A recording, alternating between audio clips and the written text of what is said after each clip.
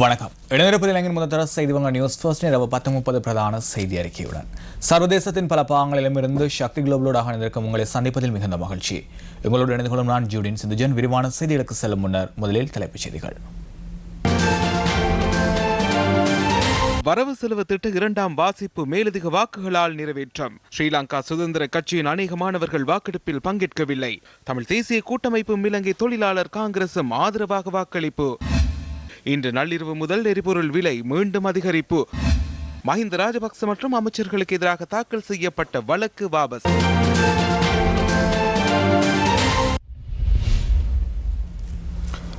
தொடர்வது விரிவான செய்திகள். இன்று நள்ளிரவு முதல் அமலாகும் வகையில் எரிபொருள் விலை அதிகரிக்கப்பட்டுள்ளது.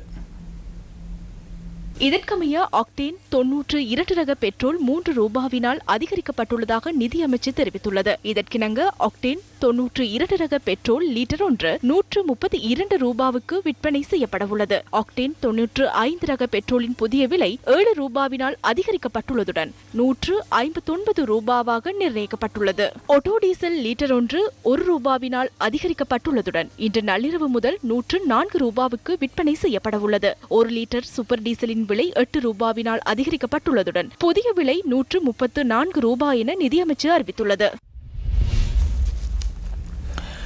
2019 ஆண்டிற்கான வரவு செலவு திட்டத்தின் இரண்டாம் வாசிப்பு 43 மேலதிக வாக்குகளால் இன்று மாலை நிறைவேற்றப்பட்டது. வரவு செலவு திட்டத்திற்கு ஆதரவாக 119 வாக்குகளும் எதிராக 76 வாக்குகளும் கிடைத்துள்ளன. ஐக்கிய மக்கள் சுதந்திர கூட்டமைப்பின் பாராளுமன்ற உறுப்பினர்களான இலங்கை தொழிலாளர் காங்கிரஸ் தலைவர் ஆறுமுகன் தொண்டமான் மற்றும் முத்துசிவலிங்கம் ஆகியோர் வரவு செலவு திட்டத்திற்கு ஆதரவாக வாக்களித்துள்ளனர். தமிழ் தேசிய கூட்டமைப்பின் 13 பாராளுமன்ற உறுப்பினர்கள் வரவு செலவு திட்டத்திற்கு ஆதரவாக வாக்கினை பதிவு செய்தனர். வாக்கெடுப்பு நடைபெற்ற சந்தர்ப்பத்தில் தயசிறி ஜெயசேகர, மஹிந்த அமரவீர, துமிந்த திசாநாயக்க, கலாநிதி சரத் அமுனுகம, அத்துரலிய ரத்தன தேரர் ஆகியோர் சபையில் பிரசன்னமாக இருக்கவில்லை. 2019 ஆண்டுக்கான வரவு செலவு திட்டம் கடந்த 5ஆம் தேதி நிதியமைச்சர் மங்கள சமரவீரவினால் பாராளுமன்றத்தில் சமர்ப்பிக்கப்பட்டது. மக்களை வலுவூட்டுதல், வறிய மக்களை பாதுகாத்தல், என்டர்பிரைசஸ் ஸ்ரீலங்கா எனும் துணைப்பொருளில் இம்முறை வரவு செலவு திட்டம் சமர்ப்பிக்கப்பட்டது. இம்முறை வரவு செலவு திட்டத்திற்கு அமைய அரசாங்கத்தின் மொத்த செலவு 4550 பில்லியன் ரூபாவாகும். அரசாங்கத்தின் வருமானம் 2400 பில்லியன் ரூபாய் என மதிப்பிடப்பட்டுள்ளது. வரவு செலவு திட்டத்தின் குழுநிலை விவாதம் நாளை முதல் ஏப்ரல் மாதம் 5ஆம் தேதி வரை நடைபெற உள்ளது. ஏப்ரல் மாதம் 5ஆம் தேதி மாலை வரவு செலவு திட்டம் மீதான இறுதி வாக்கெடுப்பு இடம்பெற உள்ளது. முறிகள் விநியோகம் மூலம் பெறப்பட்ட கடன் தொடர்பில் பாராளுமன்றத்தில் இன்றைய தினம் கருத்து வெளியிடப்பட்டது. பிராந்தியத்தின் ஏனைய நாடுகள் குறைந்த வட்டியில் இத்தகைய கடனை பெற்றுக் கொண்ட போதும் இலங்கை அதிக வட்டிக்கு இறையாண்மை கொண்ட முறிகளை விநியோகித்துள்ளமை இதன் போது வெளிக்கொண்டு வரப்பட்டது.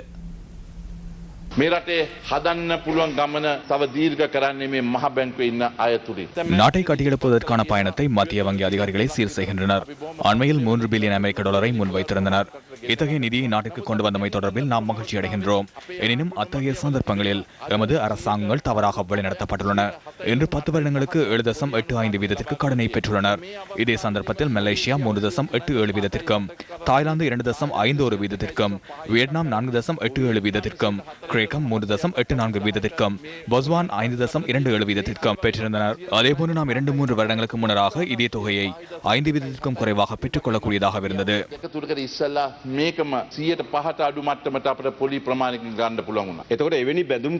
இவ்வளவு பெருந்தொகைக்கான முறைகளை 7.85 என்ற வட்டி வீதத்தில் மத்திய வங்கி ஏன் விநியோகித்தது என்பதை அமைச்சரவையில் அங்கம் வகிக்கும் அமைச்சராக தெளிவுபடுத்த முடியுமா? அதனை நான் கூறினேன். நாட்டின் மத்திய வங்கி சில சந்தர்ப்பங்களில் நாட்டின் அபிவிருத்தி தடைப்படும் வகையில் செயற்பட்டுள்ளது. இது தொடர்பாக கூறினால் அவர்கள் அவசரப்படுகின்றனர். வட்டி செலுத்த வேண்டியுள்ளது, கடன் செலுத்த வேண்டியுள்ளது. நாம் வாங்கிய கடனாகவும் இருக்கலாம். நாடு என்ற வகையில் யார் வாங்கியிருந்தாலும் நாட்டை முன்னோக்கி இட்டுச் செல்ல வேண்டியது அவசியமாகும். சர்வதேச நாணய நிதியம் கூறியதும் இலங்கையை அந்த கொள்கையை நடைமுறைப்படுத்துகின்றது. நாட்டை நாம் கொண்டு நடத்த வேண்டிய விதத்தை வெள்ளையர்கள் வந்து கூற வேண்டுமா?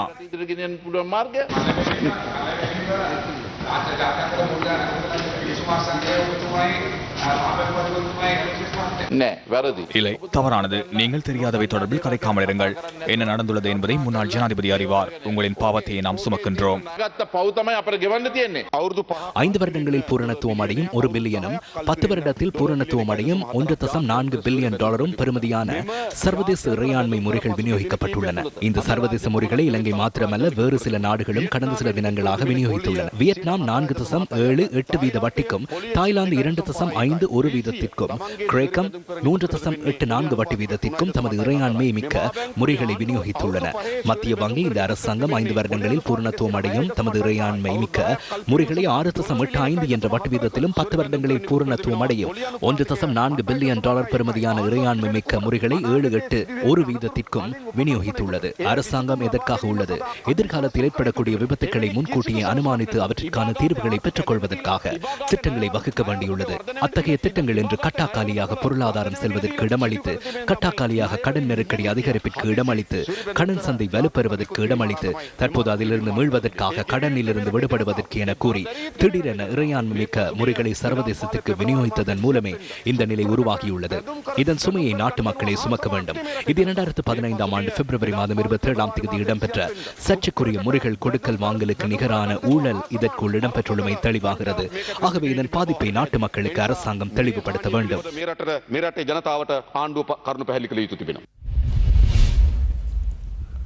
கிளிநொச்சி மாவட்டத்திற்கான கிரிக்கெட் சங்கம் ஒன்றை நிறுவுவதற்கு இதுவரை அனுமதி வழங்கப்படாமைக்கு காரணம் என்னவென பாராளுமன்ற உறுப்பினர் சிவஞானம் ஸ்ரீதரன் வாய்மொழி மூல விடைக்கான வினாவை சமர்ப்பித்திருந்தார்.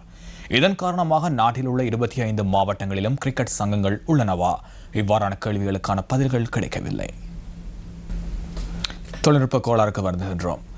பாராளுமன்றத்தில் தெரிவிக்கப்பட்ட கருத்துக்கள் சில அடுத்து. கடந்த வருடம் நாடாளுமன்றத்தில் சமர்ப்பிக்கப்பட்ட வரவு செலவு திட்ட வரைவிலே நல்லிணக்கம் என்ற தலைப்பில் கீழ் வடக்கு கிழக்கு சார்ந்த கிட்டத்தட்ட 20 விடயங்கள் குறிப்பிடப்பட்டிருந்தன. இந்த 20 விடயங்களில் கடந்த ஆண்டு அல்லது இதுவரையில் எந்த விடயங்கள் நடைமுறைப்படுத்தப்பட்டு நிறைவேற்றப்பட்டுள்ளன என்ற கேள்வி எமது மக்களிடையே எழுகின்றது. வடக்கு கிழக்கு மாகாணங்களில் செங்கல் மற்றும் ஓடுகள் கொண்ட 50,000 வீடுகள் அமைக்கப்படும் என கூறப்பட்டது. அப்படி ஏதேனும் வீடுகள் அமைக்கப்பட்டனவா என்பது பற்றி எமது மக்களுக்கு தெரியாது. இம்முறை வரவு செலவு திட்டத்தில் நல்லிணக்கம் என்ற தலைப்பில் இருந்து சமூக பராமரிப்பு முன்னெடுப்புகள் என்ற தலைப்புக்கு மாற்றி 2019ஆம் ஆண்டு வடக்கு கிழக்கு மாகாணங்களில் 15,000 செங்கற்களிலான வீடுகளின் நிர்மாண பணிகள் ஆரம்பிக்கப்படும் என்றும் இதற்காக 4,500 மில்லியன் ரூபாய் ஏற்கனவே ஒதுக்கப்பட்டுள்ளது என்றும் இதற்காக மேலும் 5,500 மில்லியன் ரூபாய் பெற்றுக் கொடுக்கப்படும் என்றும் குறிக்கப்பட்டுள்ளது. இந்த நிலையில் வடக்கு கிழக்கில் வீடமைப்பு திட்டத்தினை மேற்கொள்வதற்கென திரைசேரியில் நிதி இல்லை என்று கடந்த பல மாதங்களாக கூறப்பட்டு வந்துள்ள நிலையில் ஏற்கனவே ஒதுக்கப்பட்டுள்ளதாக கூறப்படுகின்ற அந்த 4,500 மில்லியன் ரூபாய் எங்கே இருக்கின்றது என்ற கேள்வி எழுகின்றது.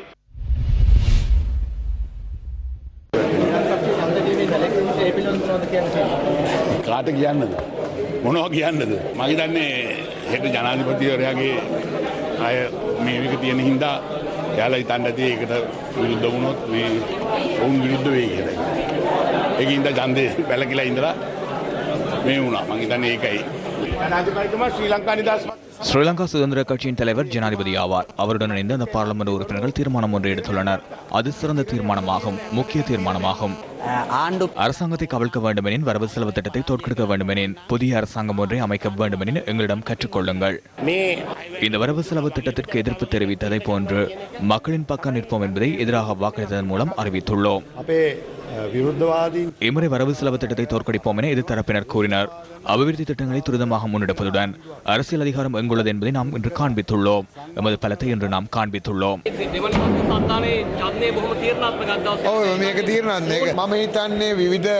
பல்வேறு கட்டளைகள் பிறப்பிக்கப்பட்டுள்ளன, பரிசு பொருட்களும் கிடைத்துள்ளன.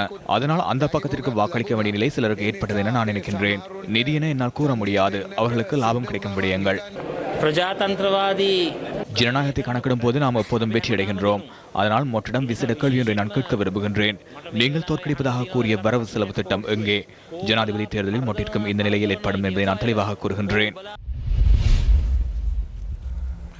கிளிநொச்சி மாவட்டத்திற்கான கிரிக்கெட் சங்கம் ஒன்றை நிறுவுவதற்கு இதுவரை அனுமதி வழங்கப்படாமைக்கு காரணம் என்னவென பாராளுமன்ற உறுப்பினர் சிவஞானம் ஸ்ரீதரன் வாய்மொழி உள்ள விடைக்கான வினாவை சமர்ப்பித்திருந்தார். இதன் காரணமாக நாட்டில் உள்ள 25 மாவட்டங்களிலும் கிரிக்கெட் சங்கங்கள் உள்ளனவா உள்ளிட்ட கேள்விகளுக்கான பதில்கள் கிடைக்கவில்லை. අභ්‍යන්තර කටයුතු අමාත්‍යාංශයෙන් අහලා තිබුණාට ඒක ආයෙත් වෙන්නේ ක්‍රීඩා අමාත්‍යාංශයට. ඒ නිසා නැවත අහන්න සිද්ධ වෙනවා. விளையாட்டுத்துறை அமைச்சிடம் தான் நான் கேள்வி சமர்ப்பித்திருந்தேன். அந்த உத்தியோகத்தர்கள் ஏன் அதை உள்நாட்டு அலுவல்கள் அமைச்சிடம் கொடுக்க வேண்டிய அவசியம் இல்லையே? நான் ஏன் மரக்கறி கடையில் போய் நின்று நான் ஐஸ்கிரீம் கேட்க மாட்டேனே?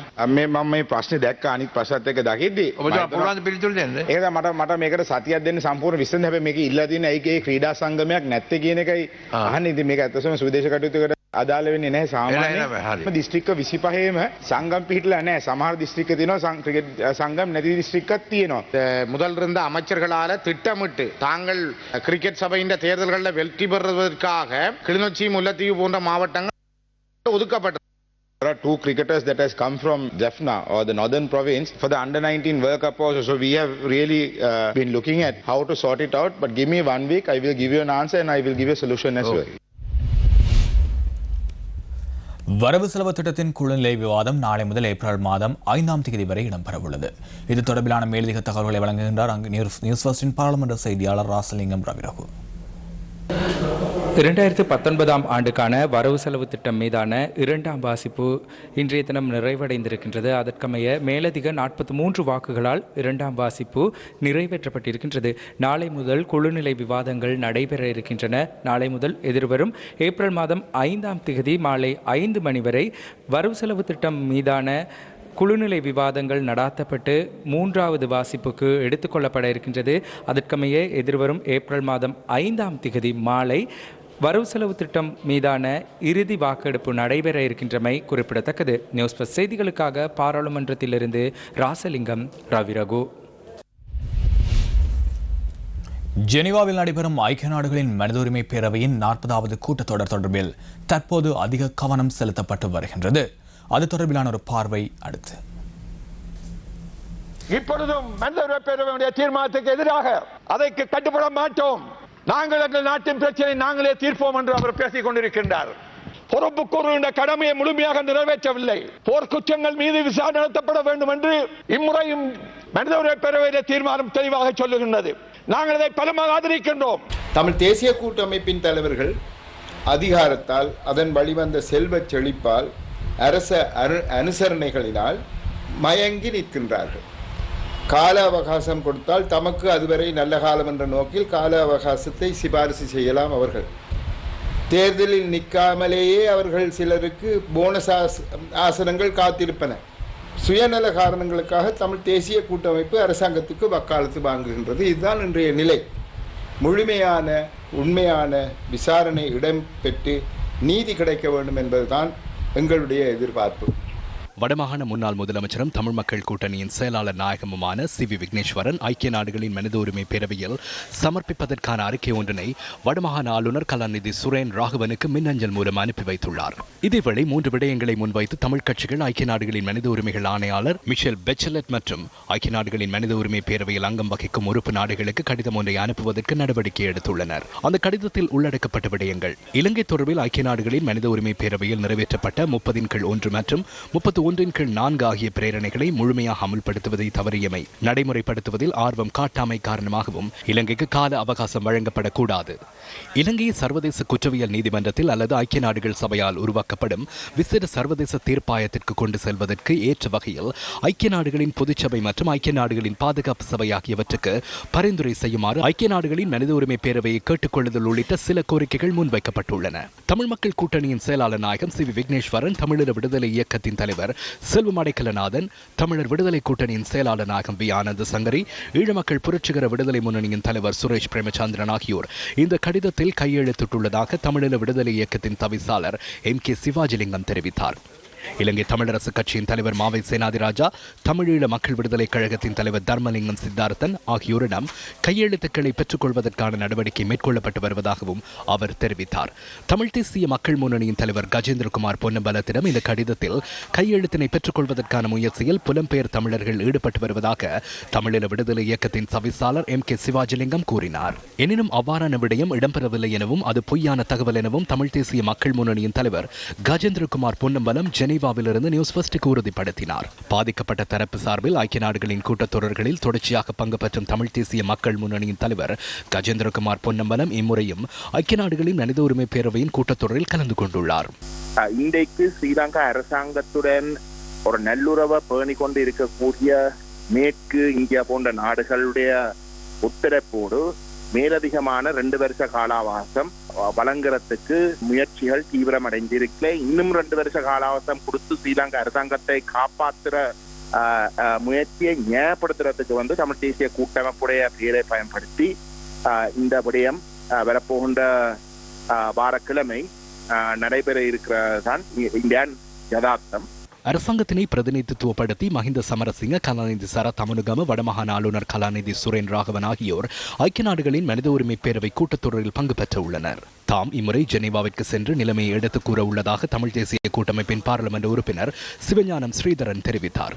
தமிழீழ விடுதலை இயக்கத்தின் தலைவர் செல்வம் அடைக்கலநாதனும் ஐக்கிய நாடுகளின் கூட்டத்தொடரில் கலந்து கொள்வதாக கட்சியின் தவிசாளர் MK சிவாஜிலிங்கம் உறுதிப்படுத்தினார். முன்னாள் வடமாகாண சபை உறுப்பினர் MK சிவாஜிலிங்கமும் இம்முறை மனித உரிமை பேரவை அமர்வுகளில் கலந்து கொள்ள உள்ளார். 2014ஆம் ஆண்டு தொடக்கம் பாதிக்கப்பட்ட தரப்பு சார்பில் ஐக்கிய நாடுகளின் கூட்டத்தொடர்களில் கலந்து கொண்ட முன்னாள் வடமாகாண சபை உறுப்பினரும் ஈழத்தமிழர் சுயாட்சி கழகத்தின் செயலாளர் நாயகமுமான அனந்தி சசிதரன் இம்முறை மனித உரிமை பேரவை கூட்டத்தொடரில் கலந்து கொள்ளவில்லை. தற்போது சமுர்த்தி உத்தியோகத்தராக கடமையாற்றி வரும் நிலையில் ஜெனீவா செல்வதற்கான அனுமதியை அமைச்சிடம் கோரிய போதிலும் அதற்கான அனுமதி மறுக்கப்பட்டமையே இம்முறை அமர்வில் கலந்து கொள்ளாமைக்கான காரணம் என தெரிவித்தார்.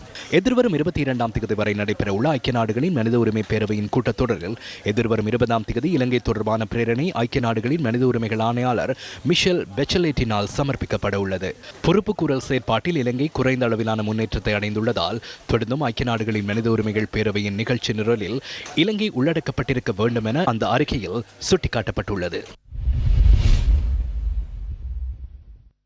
ராஜபக்ச பிரதமராகவும் மேலும் 48 பேர் அமைச்சர்களாகவும் செயற்படுவதை தடுக்கும் உத்தரவாதத்தை கோரி ரணில் விக்ரமசிங்க உள்ளிட்ட 122 பாராளுமன்ற உறுப்பினர்கள் தாக்கல் செய்த மனு மீளப்பெறப்பட்டது.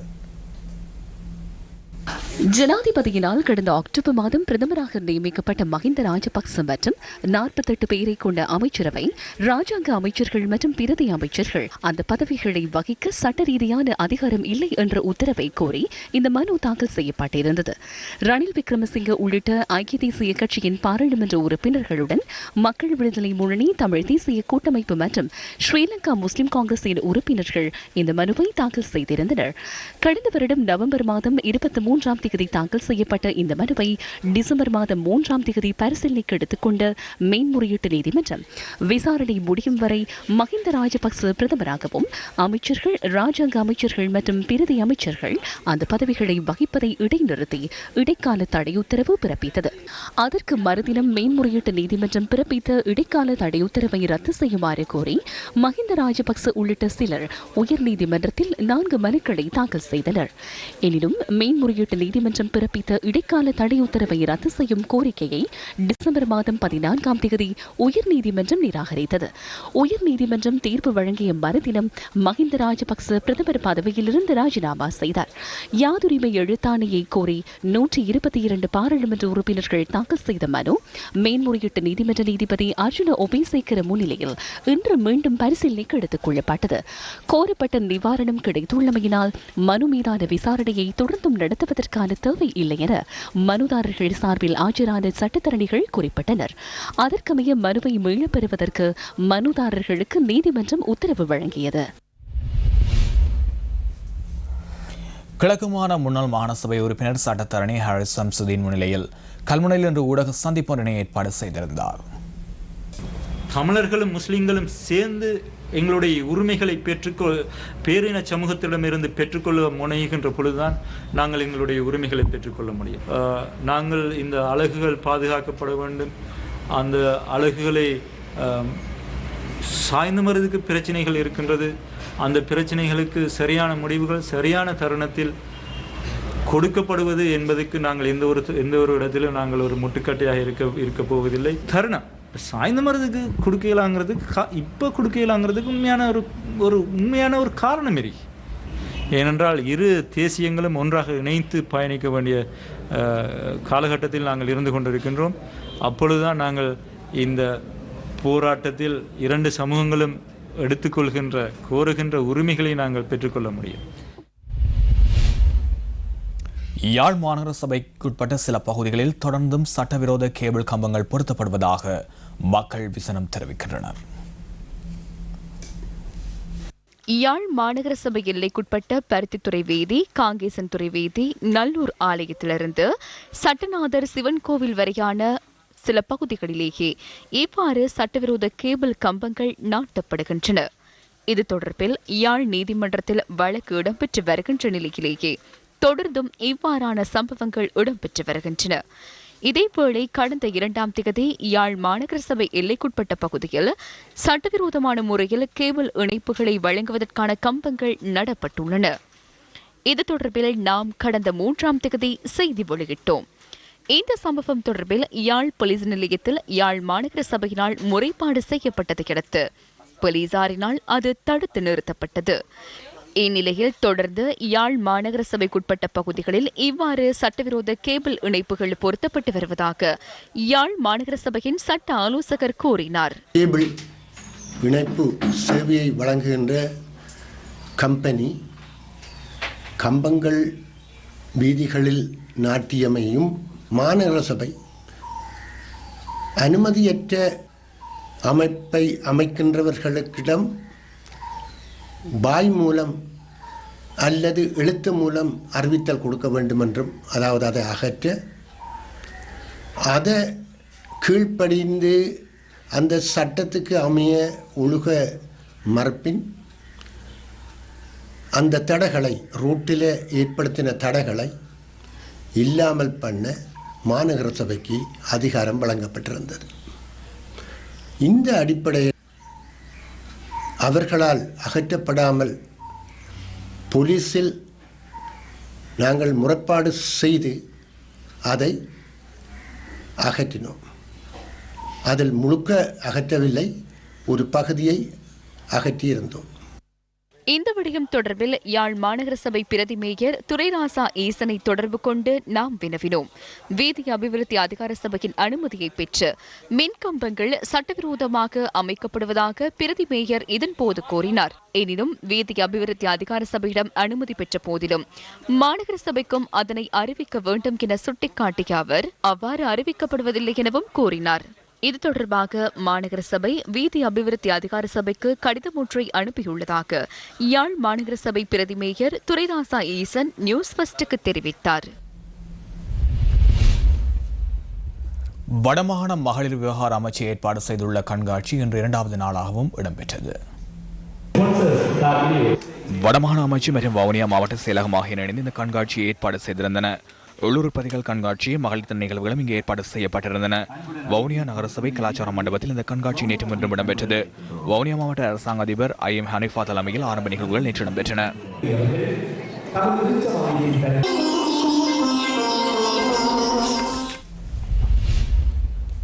தோட்டப்புற பாடசாலைகளின் அடிப்படை வசதிகளை அபிவிருத்தி செய்வது தொடர்பிலான மீளாய்வு கூட்டம் இன்றைய தினம் பத்ரமுல்லவில் இடம்பெற்றது. அமைச்சரவை அந்தஸ்து அமைச்சர் வேலுசாமி ராதாகிருஷ்ணன், பாராளுமன்ற உறுப்பினர் M. வேலுக்குமார் மற்றும் அதிகாரிகள் உள்ளிட்டோர் இதில் கலந்து கொண்டிருந்தனர். நான் இன்று கல்வி அமைச்சை விட்டு வேறொரு அமைச்சுக்கு போயிருந்தாலும், பிரதேச அபிவிருத்தி அமைச்சுக்கு போயிருந்தாலும் அதிலேயும் ஒரு சேர்க்கப்பட்டிருக்கின்றது. தோட்ட பாடசாலைகளுடைய அபிவிருத்தி அதிலே உள்வாங்கப்பட்டிருக்கின்றது. திருவோணமலை முள்ளிப்பொத்தானை ஃபாத்திமா பாலிகா மகா வித்தியாலய மாணவர்கள் எந்தவித கட்டிட வசதிகளும் இன்றி கற்றல் செயற்பாடுகளில் ஈடுபட வேண்டிய நிலையை எதிர்நோக்கியுள்ளனர். திருகோணமலை முள்ளிப்புத்தானை ஃபாத்திமா பாலிகா மகா வித்தியாலயம் 1992ஆம் ஆண்டு ஆரம்பிக்கப்பட்டது. 1ஆம் தரம் முதல் உயர்தரம் கலைப்பிரிவு வரை இயங்கும் இந்த பாடசாலையில் 480 மாணவர்களுக்கு கல்வி கற்பதோடு 24 ஆசிரியர்கள் கற்பித்தல் செயற்பாடுகளில் ஈடுபடுகின்றனர். கிண்ணியா கல்வி வலயத்துக்குட்பட்ட இந்த பாடசாலை மாணவர்கள் எவ்வித பௌதிக வளங்களும் இன்றி தமது கற்றல் செயற்பாடுகளை முன்னெடுக்கின்றனர். இந்த பாடசாலையில் பழைய கட்டடம் ஒன்று காணப்பட்டுள்ள போதிலும் அண்மையில் அந்த கட்டடமும் இடிந்து வீழ்ந்துள்ளது. தகரக்கொட்டில் மற்றும் மர நிழல்களிலேயே இந்த மாணவர்கள் தமது கல்வி நடவடிக்கைகளை முன்னெடுக்க வேண்டிய நிர்பந்தத்துக்கு தள்ளப்பட்டுள்ளனர். அதிக உஷ்ணகாலமாக இந்த காலகட்டங்களில் எந்த ஒரு தகரக்கொட்டில்களிலும் வெயில்களிலும் கற்கின்ற மாணவிகளாகவும் அவர்களுடைய கற்கின்ற விடயங்களில் தொடர்ந்திருச்சியாக ஆர்வமாக ஈடுபட இயலாத ஒரு சூழலில் அவர்கள் கற்றுக்கொண்டிருக்கின்றனர். இதற்கான கட்டிட அபிவிருத்திகளையும் இன்னும் பல வளங்களையும் இந்த பாடசாலையை தந்து இந்த மாணவருடைய எண்ணங்களை துடைக்க வேண்டும் என்று நாங்கள் பெற்றோர்கள் சார்பாக கேட்டுக்கொள்வோம். கட்டிட வசதிகள் இன்றி மிகவும் சிரமத்திற்கு மத்தியில் இந்த பாடசாலையில் அவருடைய கல்வியை தொடர்ந்து கொண்டிருக்கின்றார்கள். தற்போது கோடை காலம் என்பதால் மாணவர்கள் தகரக்கோட்டில் மற்றும் மர நிழல்களில் இருந்து கல்வி கற்பதற்கு முடியாத நிலை காணப்படுகின்றது. கட்டடமும் இல்லாமல் இருக்குது. இதை உரிய அதிகாரிகள் பொறுப்பெடுத்து உரிய நடவடிக்கை எடுக்குமாறு மிகவும் பணிவுடன் கேட்டுக்கொள்கின்றேன். தற்காலிக கூடாரங்களில் எங்களுடைய மாணவர்கள் படித்துக் கொண்டிருந்தார்கள், தகரக்கொட்டில் மரநிழல்களில். அதே நிலையில் தற்போது கடந்த வாரம் எங்களுடைய ஒரு பழைய சிறிய கட்டடம் இடிந்து விழுந்து அந்த பிள்ளைகள் ஆரம்ப கல்வி இருந்த அந்த பிள்ளைகளும் தற்போது வெயில்களில் மரநிழல்களில் இருத்தாட்டப்பட்டு கற்பித்துக் கொண்டிருக்கின்றன. இந்த பாடசாலையினுடைய ஆரம்ப காலத்திலிருந்து இன்று வரை இந்த பாடசாலையிலே பல வளப்பற்றாக்குறைகள் கொண்ட ஒரு பாடசாலையாக காணப்படுகின்றது. இது சம்பந்தமாக கல்வி திணைக்களங்கள் ஊடாக மட்டுமன்றி பாராளுமன்ற உறுப்பினர்கள் மற்றும் அரசார்பற்ற நிறுவனங்களும் ஏனைய தனியார்களும் இணைந்து அந்த பாடசாலையினுடைய வளப்பற்றாக்குறைகளை கட்டாய நிவர்த்தி செய்ய வேண்டி காணப்படுகிறது. புத்தளம் அரவாக்காடு பகுதியில் குப்பை கொட்டுவதற்கு எதிர்ப்பு தெரிவித்து வனத்துவில பகுதியில் இன்றைய தினம் ஹர்த்தால் அனுஷ்டிக்கப்பட்டது. புத்தளம் மாவட்டத்தின் கரைத்தீவு மற்றும் சேரக்குழி ஆகிய பகுதிகளில் இன்று காலை முதல் ஹர்த்தால் அனுஷ்டிக்கப்பட்டதாக எமது செய்தியாளர்கள் தெரிவித்தனர். இந்த பகுதியில் வர்த்தக நிலையங்கள் மூடப்பட்டிருந்ததாகவும் வீடுகள் மற்றும் வர்த்தக நிலையங்களில் கருப்பு கொடிகளை பறக்கவிடப்பட்டிருந்தது. இதனால் மக்களின் இயல்பு வாழ்க்கை பாதிக்கப்பட்டதாக நியூஸ் ஃபர்ஸ்டின் பிராந்திய செய்தியாளர் தெரிவித்தார்.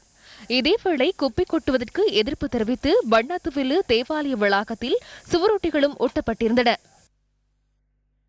இது உண்மையிலேயே ஒரு பாரதூரமான ஒரு திட்டம். இதன் மூலமாக எங்களுடைய ஊர் மக்கள் பல அசௌகரியங்களை மேற்கொள்ள இருக்கின்றார்கள். எங்களுடைய இருக்கிறது கடல் வளம், இந்த கடல் வளம் இன்று நாசமாகி இருக்கிறது. இந்த கடல் வளத்தை நம்பி வாழ்ந்த மக்கள் இன்று ஏழைகளாக கஷ்டப்பட்டு கொண்டு வாழ்ந்து கொண்டிருக்கிறார்கள். நெல்லிற்கான நிர்ணய விலையின்மையால் வவுனியா மாவட்ட விவசாயிகள் பாதிக்கப்பட்டுள்ளனர். பெரும்போக நெல் அறுவடை நிறைவுற்ற நிலையில் நெல்லினை சந்தைப்படுத்துவதற்கான உரிய விலை கிடைக்காமையினால் விவசாயிகள் பாதிக்கப்பட்டுள்ளனர். தனியாருக்கு குறைந்த விலைக்கு நெல்லினை விற்பனை செய்வதால் செலவினை கூட ஈடு செய்யும் அளவுக்கு வருமானத்தினை ஈட்ட முடியவில்லை என விவசாயிகள் கூறுகின்றனர். நெட் சந்தைப்படுத்தல் சபையால் பதிவு செய்யப்பட்ட விவசாயி ஒருவரிடமிருந்து 2000 கிலோகிராம் நெல் மாத்திரம் கொள்வனவு செய்யப்படுவதாகவும் தொகையை அதிகரிக்க வேண்டும் எனவும் விவசாயிகள் கூறுகின்றனர். அரசாங்கம் போதிய விலையை கொடுத்து எடுக்குதில்லை நெல். அப்படியே எடுத்தாலும் 2000 கிலோவுக்கு மேலே எடுக்குதில்லை நெல். 2000 கிலோ எடுத்தால் நாங்கள் ஒரு முக்கிய வைக்கிற குத்தகைக்கு அதை இதை காணியை செய்து ஒரு 5 ஏக்கர் காணியை செய்தாலும் கூட கிட்டத்தட்ட எங்கள்கிட்ட ஒரு 1000 கிலோ வந்தால் 2000 கிலோ தான் எடுக்கிறாங்க. மிச்ச நெல் எடுக்கிறாங்க இல்லை. நெல்லின் விலை வீழ்ச்சி அடைஞ்சு போகுது. நெல் இப்போ 75 கிலோ ஒரு மூடைக்கு 75 கிலோ நெல் எடுக்கிறாங்க. பச்சையாக எடுத்தால் 75 கிலோவுக்கு விலையை குறைச்சி எடுக்கிறாங்க. வியாபாரிமாருக்கு தான் நாங்கள் கொடுக்குறோம். இங்கே ஒரு அரசாங்கம் ஒரு சரியான விலையை ஒன்றை தீர்மானித்து அந்த விலையில் எடுத்தால் நாங்கள் விவசாயிகள் ஏதோ விவசாயம் செய்யக்கூடிய மாதிரி இருக்கும். ஆதாயம்ன்றது வியாபாரி மாதிரி தான் ஆதாயம் எடுத்துக்கொண்டு போகிறாங்க. கொழும்பு கொட்டாஞ்சேனை ஸ்ரீ பொன்னம்பலானேஸ்வரர் தேவஸ்தானத்தின் வருடாந்த மகோற்சவம் இன்றைய தினம் கொடியேற்றத்துடன் ஆரம்பமாகியது. சிவகாமி அம்பாள் சமேத பொன்னம்பலவானேஸ்வரருக்கும் பரிவார மூர்த்திகளுக்கும் விசேட பூஜை வழிபாடுகள் இடம்பெற்றன. வசந்த மண்டப பூஜைகளைத் தொடர்ந்து பொன்னம்பலவானேஸ்வர ஸ்வர்ணாம்பிகை சமேதராய் இடப வாகனத்தில் வலம் வந்தார். சிறப்பாக நடைபெற்றது. ஈழத்து சிதம்பரம் என அழைக்கப்படும் காரிநகர் சிவன் கோயிலின் வருடாந்த மகோற்சவத்தின் கொடியேற்றம் இன்று இடம்பெற்றது. சிவனுக்கு விசேட பூஜைகள் இடம்பெற்று கொடியேற்றம் இடம்பெற்றது. தேவார பாராயணங்கள் ஒலிக்க மங்கள வாத்தியங்கள் முழங்க கொடியேற்றம் இடம்பெற்றது. காரிநகர சிவன் கோவிலின் தேருற்சவம் எதிர்வரும் 20ஆம் தேதி நடைபெறவுள்ளது. கிழக்கு கரையோர கிரிக்கெட் சமர் என பெயரிடப்பட்டுள்ள கல்முனை வெஸ்லி கல்லூரிக்கு எதிரான முதலாவது வருடாந்த ஒருநாள் போட்டியில் காரைதீவு விபுலானந்த மத்திய கல்லூரி அணி 46 ஓட்டங்களால் வெற்றியீட்டியது. கிழக்கு கரையோர கிரிக்கெட் சமர் கல்முனை வெஸ்லி மற்றும் காரைதீவு விபுலானந்தா மத்திய கல்லூரி அணிகளுக்கு இடையில் இவ்வருடம் அறிமுகப்படுத்தப்பட்டது. இந்த போட்டி 30 ஓவர்கள் மட்டுப்படுத்தப்பட்டதாக இன்றைய தினம் நடைபெற்றது. போட்டியில் நாணய சூழ்ச்சியில் வெற்றி பெற்ற வெஸ்லி கல்லூரி அணி களத்தடுப்பை தெரிவு செய்தது. அதன்படி முதலில் துடுப்படுத்தாடிய விபுலானந்தா கல்லூரி அணி 28.4 ஓவர்களில் 137 ஓட்டங்களுக்கு சகல விக்கெட்டுகளையும் இழந்தது. கே சோபிநாத் 49 ஓட்டங்களை அதிகபட்சமாக பெற்றார். பந்துவீச்சில் ALM நிப்ராஸ் 3 விக்கெட்டுகளை கைப்பற்றினார். வெற்றிலுக்கான 138 ஓட்டங்களை நோக்கி பதிலளித்தாடிய வெஸ்லி கல்லூரி அணி 24 ஓவர்களில் 91 ஓட்டங்களுக்கு சகல விக்கெட்டுகளையும் இழந்து தோல்வியடைந்தது. அதிகபட்சமாக ALM நிப்ராஸ் 23 ஓட்டங்களை பெற்றார். 22 ஓட்டங்களுக்கு 4 விக்கெட்டுகளை வீழ்த்தி விபுலானந்தா கல்லூரி அணியை வெற்றி காலத்தில் சென்ற கே கிஸ்காந்த் போட்டியின் சிறப்பாட்டக்காரர் விருதை வெற்றி கொண்டார். 24வது பந்து வீச்சு ஓவரை வீசிக் கொண்டிருக்கின்றார். அந்த விளையாட்டுகளுடன் நியூஸ் ஃபர்ஸ்டின் இன்றைய தினத்திற்கான அனைத்து செய்தி அறிக்கைகளும் நிறைவுக்கு வருகின்றன. நியூஸ் ஃபர்ஸ்டின் காலை நேர பிரதான செய்தி அறிக்கையை நாளை காலை 6:45 எதிர்பாருங்கள். வணக்கம்.